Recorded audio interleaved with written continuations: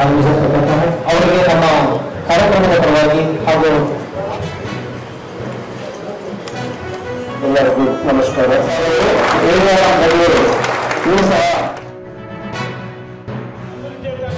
ಜೊತೆಯಲ್ಲಿ ಭಾರತೀಯರ ಸಾರ್ವಭೌಮತೆ, ಭಾರತೀಯರಲ್ಲಿರ್ತಕ್ಕಂಥ ದೊಡ್ಡತನ, ಅವರಲ್ಲಿರ್ತಕ್ಕಂಥ ಪ್ರೌಢಮೆಯನ್ನು ವಿಶ್ವಕ್ಕೆ ಪರಿಚಯ ಮಾಡೋದಕ್ಕೆ ಪ್ರಯತ್ನ ಮಾಡಿ ಹಂತ ಹಂತದಲ್ಲೂ ಕೂಡ ನನ್ನ ಯಶಸ್ಸನ್ನು ಕಾಣ್ತಾ ಇರೋದ್ರಿಂದ ನಮ್ಮೆಲ್ಲರ ನೆಚ್ಚಿನ ಪ್ರಧಾನಮಂತ್ರಿ ನರೇಂದ್ರ ಮೋದಿಯವರ ಒಂದು ದೊಡ್ಡ ಸಣ್ಣ ಕನಸಿನಲ್ಲಿ ಹೆಣ್ಣು ಮಕ್ಕಳ ಆದ್ಯತೆಯು ಕೂಡ ಪ್ರಮುಖವಾದದ್ದು ಅನ್ನೋದನ್ನು ಅರ್ಥ ಮಾಡಿಕೊಂಡು ಇವತ್ತು ಎರಡನ್ನೂ ಕೂಡ ಒಟ್ಟು ಮಾಡಿ ಒಂದು ಜಂಟಿ ಆಯೋಗವನ್ನು ರಚನೆ ಮಾಡಿ ನನ್ನ ಮೂಲಕ ರಾಜ್ಯದಲ್ಲಿ ವಿಶೇಷವಾಗಿ ರಾಷ್ಟ್ರದಲ್ಲಿ ಓಡಾಡ್ತಿರೋಂಥ ಹೆಣ್ಣು ಮಕ್ಕಳ ಸುರಕ್ಷತೆಗೆ ಒಂದು ದೊಡ್ಡ ಸಂದೇಶವನ್ನು ಕೊಟ್ಟಿದ್ದಾರೆ.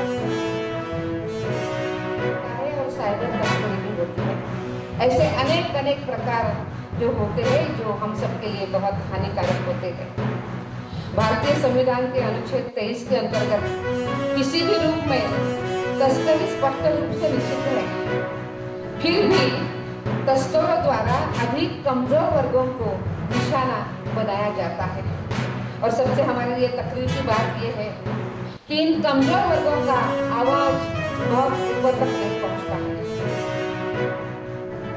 Every year, thousands, especially women and children, are trafficked across our country for forced labor, begging, sexual exploitation, and other forms of abuse.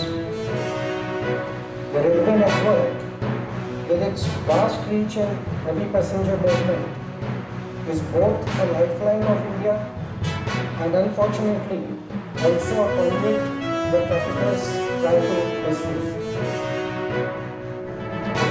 Have been instrumental in identifying suspicious movements, intercepting traffickers, rescuing victims. These units operate with the precision, discretion, and empathy, often under difficult circumstances. I am proud to share that our AHTU teams in Bangalore division have successfully rescued hundreds of trafficked individuals, many of whom were minors and women in distress.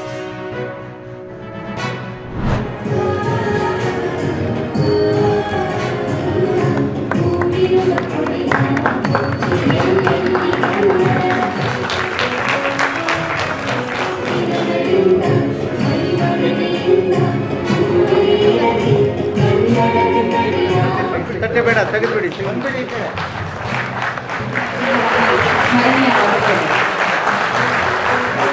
सकालದಲ್ಲಿ तलमोड़ी तैयारियागी लंबित हो तो समझ में आता है, पर बाकी case लंबित होना यह अच्छी बात नहीं है। और जैसा मुख्य आयुक्त महोदय ने बताया कि आज की तारीख में 39,000 से अधिक केस पेंडिंग है, जो 2-3 सालों से अधिक समय से पेंडिंग है, लगभग 4-5 साल से पेंडिंग है। इतनी पेंडेंसी ठीक नहीं है। मैं आपसे आग्रह करता हूं कि इन पेंडेंसियों को जल्दी से जल्दी ख़त्म करने का प्रयास करें और संबंधित व्यक्ति को जितनी जानकारी चाहिए उसको न्याय प्रदान करें।